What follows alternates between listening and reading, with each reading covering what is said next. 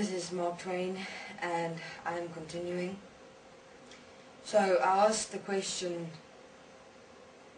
why am I not able to express myself here on Earth? Why do I have to do it in a separate galaxy?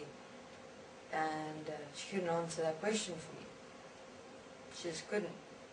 And it's strange because I looked at this whole situation and I wondered, but why is it? Because obviously all those people that are now in those galaxies and those cities are resting and expressing and experiencing themselves. You're able to see that, and they're just enjoying themselves. It's like fountains of expression coming forth from within them. And I wonder, but why aren't they just doing that here on Earth? Because the situation on Earth, even since then, has been quite dire. It's been difficult. And you can see people are having a hard time. And I'm certain if human beings could express that on Earth, it would make a tremendous difference. Huge. And, then everything just didn't make sense. Didn't make sense. Because why is it that only then you have to come here, you're on Earth, you suffer, you have a difficult time, you have a hard time, and you struggle, and then only after that you go to the dimensions, and then you get sent to one of these galaxies where you apparently rest.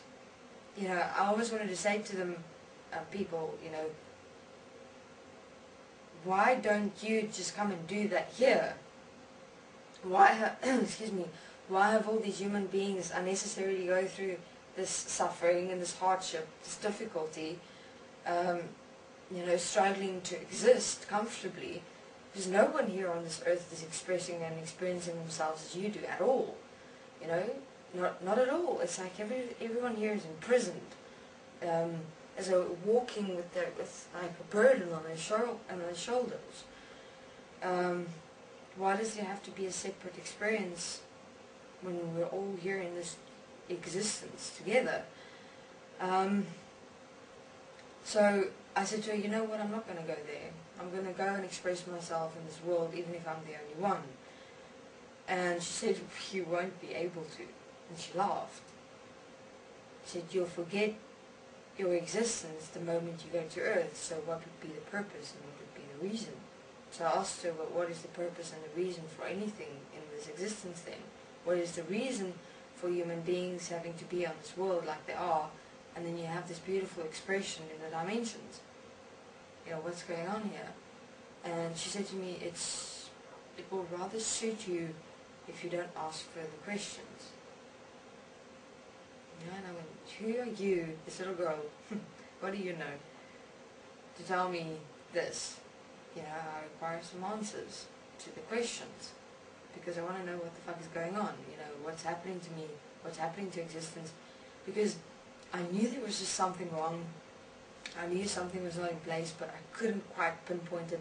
You see everything, and you just know there's something wrong.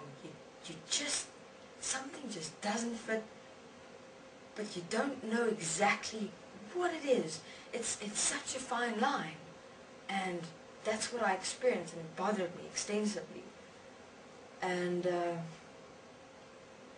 so then when I didn't want to go to this galaxy thing, these two large beings came, and they kind of wanted to force me to go there. And they said to me, don't worry, you'll forget everything anyway, so just go to this galaxy, planet, city, and experience yourself. I mean, what's the harm in doing so?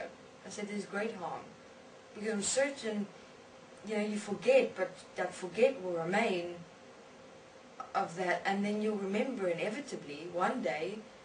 I'm certain. I mean, forgetfulness can only last for so long, I'm certain. And I don't want to stand here again, maybe 500 billion years later or something like that, and then go, I allowed myself to forget, and that's what my forgetfulness manifested. So they forcibly wanted to, again, try and take me, and I refused. And so I ran, just to cut a long story short, so I ran, and I looked for a place somewhere where I'm able to become an observer of sorts, be aware, and here on this planet to kind of figure out, or understand what's really going on. And so I decided to manifest as water.